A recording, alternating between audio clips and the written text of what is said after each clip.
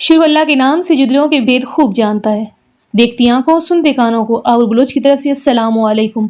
World news की नाज़रीन, एक बार फिर से मैं वेलकम करती हूँ आपको अपने यूट्यूब चैनल और फेसबुक ऑफिशियल पेज पे। नाज़रीन ग्रामी, आज हम आपको इंडिया के मशहूर सीरियल किलर के बारे में बताएंगे जिन्होंने 40 अफराद को कत्ल किया और कोई सुराग नहीं छोड़ा। पुलिस उस सीरियल किलर तक कैसे पहुंची, आज हम आपको इसकी तफसील बताएंगे।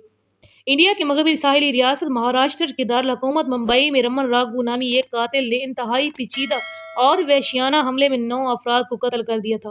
बाद में जब उसने थाने आकर पुलिस को बताया कि उसने 9 कत्ल किए हैं, तो पुलिस ने समझा कि वो कोई जहनी मरीज है, इसलिए रमन रघु के खिलाफ कोई इंक्वायरी नहीं हुई। वही रमन रघु जब अगले चंद बरसों में 40 लोगों की जान लेने वाला सीरियल किलर बन गया, तो सिर्फ मुंबई ही नहीं पूरे मुल्क में खौफ फैल गया।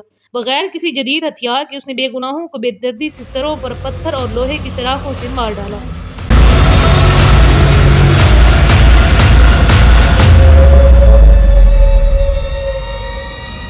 ये कहना मुबालगा आराई नहीं होगा कि ख्याली फिल्मों में विलन की बजाय रमन रघु ने ये तमाम कत्ल इंतहाई सफाकाना अंदाज में किए, जो बाद में बहुत सी दस्तावेजी फिल्मों और वेब सीरीज वगैरह का मौजू बने।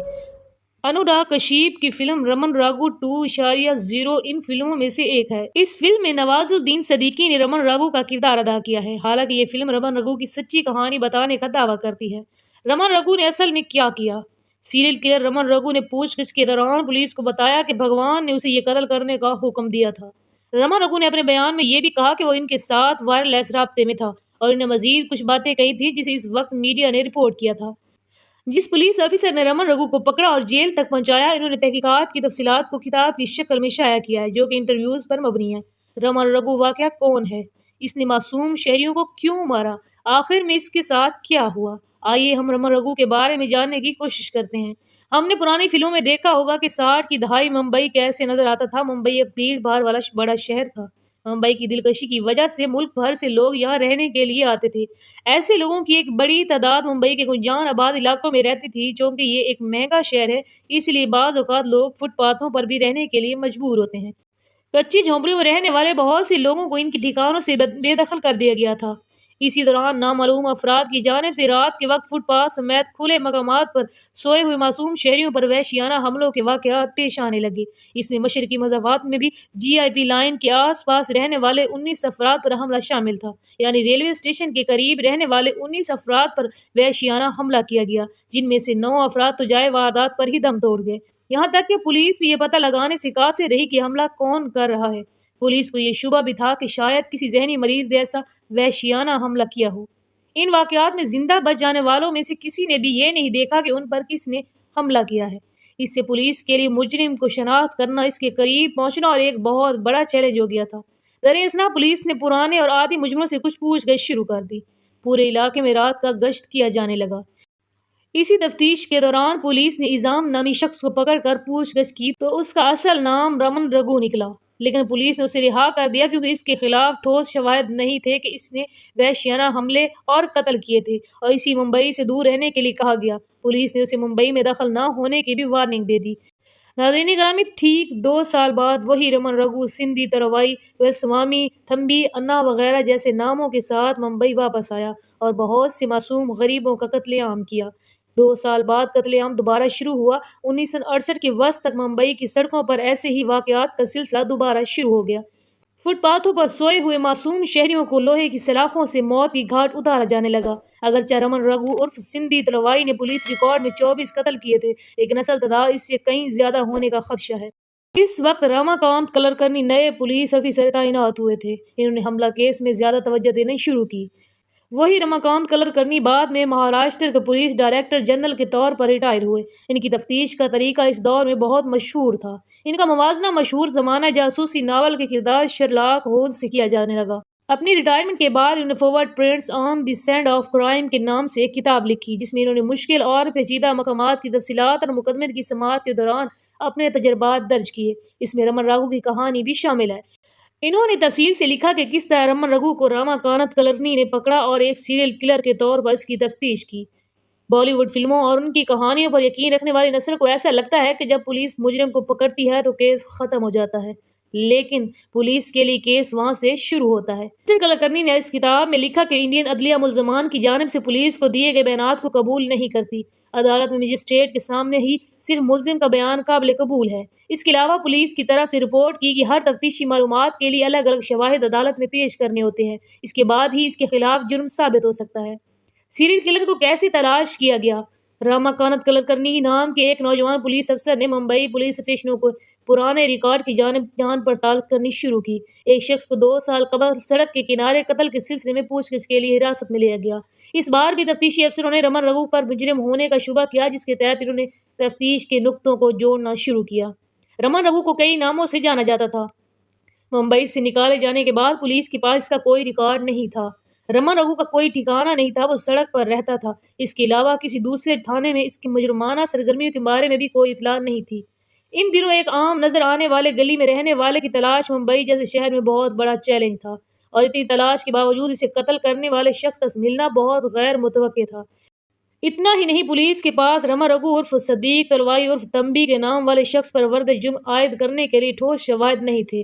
راماکانت کلکرنی کی کتاب میں لکھا ہے کہ یہ اسسٹنٹ پولیس انسپکٹر کے طور پر کام کرنے والے نوجوان الیکس فیہالو کی دریافت تھی، جس کی وجہ سے رمن رگھو کی گرفتاری عمل میں آئی۔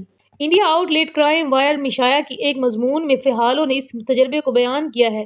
ناظرین گرامی، وہ بتاتے ہیں کہ میری جیب میں اس سیریل کلر کی خیالی تصویر تھی، اور ایک دن میں جب کام پر جانے کے لیے بس اسٹیشن پر انتظار کر رہا تھا، مجھے خاکی اور نیلے رنگ میں ایک شخص ملا جو میری جیب میں موجود تصویر میں موجود شخص کے چہرے سے ملتا جلتا دکھتا تھا۔ اس شخص نے ہاتھ میں گیلی چھتری پکڑی ہوئی تھی، لیکن جنوبی ممبئی کے علاقے میں جہاں میں اس وقت تھا وہاں بارش نہیں ہو رہی تھی۔ اس نے جو گیلی چھتری پکڑی ہوئی تھی، اس سے میرے شبے کو تقویت ملی۔ جب میں نے اس آدمی سے اس بارے میں پوچھا تو اس نے کہا کہ وہ مالات سے آیا ہے۔ 2 دن پہلے ممبئی کے اسی علاقے میں 4 افراد کو قتل کیا گیا تھا۔ کرائم وائر میں لکھا ہے کہ جب اسے پولیس اسٹیشن لے جایا گیا اور اسے اچھی طرح سے پوچھ گچھ کی گئی تو اس کے پاس دھات کی ایک انگوٹھی پائی گئی، جسے درزی سوئی چبھنے سے بچنے کے لیے پہنتا ہے۔ 2 دن پہلے مالات کے قتل عام میں ایک درزی بھی مارا گیا تھا۔ پتہ چلا کہ اس شخص نے جو دھات کی انگوٹھی پہن رکھی تھی وہ اسی درزی کی تھی۔ رمن رگھو کو 27 اگست 1968 کو گرفتار کیا گیا تھا۔ پھر مقدمہ اس کی جرم کے اعتراف، عدالتی سماعتوں، فیصلے اور ہائی کورٹ میں دوبارہ ٹرائل کے ساتھ آگے بڑھا۔ چکن کھانے کے بعد ہی اس نے منہ کھولا۔ جی ناظرین، اس میں کوئی شبہ نہیں کہ سیریل کلر رمن رگھو ذہنی طور پر بیمار تھا، لیکن پولیس نے اندازہ لگانا شروع کر دیا کہ وہ کس قدر مشکل اور سنکی انسان ہے۔ راماکانت کلکرنی کی کتاب کے مطابق اس کا منہ کھلوانا آسان کام نہیں تھا۔ یہیں سے پولیس کی اصل جدوجہد شروع ہوئی۔ کلکرنی کو لگا کہ انہیں بھی اس پوچھ گچھ کے دوران بات کرنی پڑے گی، کیونکہ پولیس کی لاکھ پوچھنے کے باوجود وہ کچھ بھی بولنے کے لیے تیار نہیں تھا۔